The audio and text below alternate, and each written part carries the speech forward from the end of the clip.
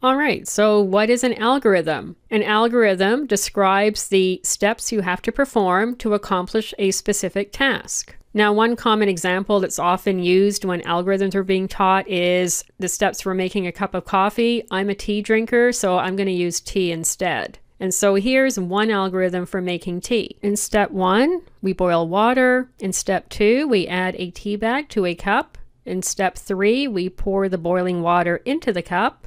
In step 4, we remove the tea bag when the tea is ready, meaning it's steeped to the desired degree, either weak tea, strong tea, or tea in between. In step 5, we add the desired amount of milk to the cup.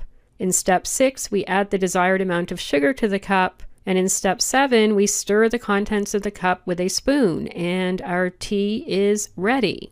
Now you might be looking at this and thinking, wait a minute, that's not how I make tea. I don't put the tea bag in the cup, I put the tea bag into a teapot and I boil the water and I pour that into the teapot and then I add milk into the cup before I pour from the teapot into the cup because that burns the milk. It gives the tea a little bit of a different taste. But you'll notice that I said here's one algorithm for making tea. I didn't say here's the algorithm for making tea. There can be more than one algorithm for accomplishing a task. And you'll see when we cover sort algorithms that there are many ways we can sort data.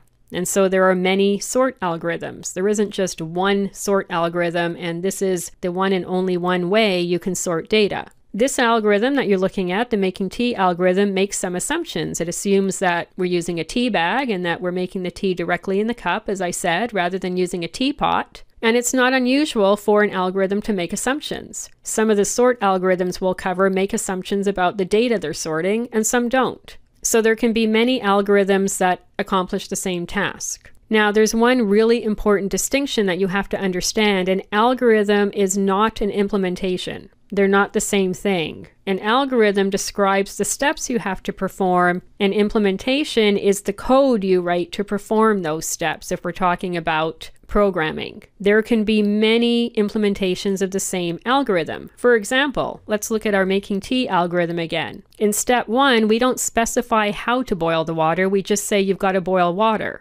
And so it doesn't matter if the water is boiled in a kettle or in a saucepan or if somebody's boiling it in a pot over a campfire. As long as you boil water, you're performing step 1. So in the same way, when we implement an algorithm, it may be possible to implement a step in many different ways. And so in this course, I'm going to show you one implementation of each algorithm that we study. But there can be, and likely are, other implementations of the algorithms. So just to drill that home, there can be many algorithms that accomplish the same task. If you look at the sort algorithms section, you'll see that there's at least 8. There may be more. We cover the popular ones.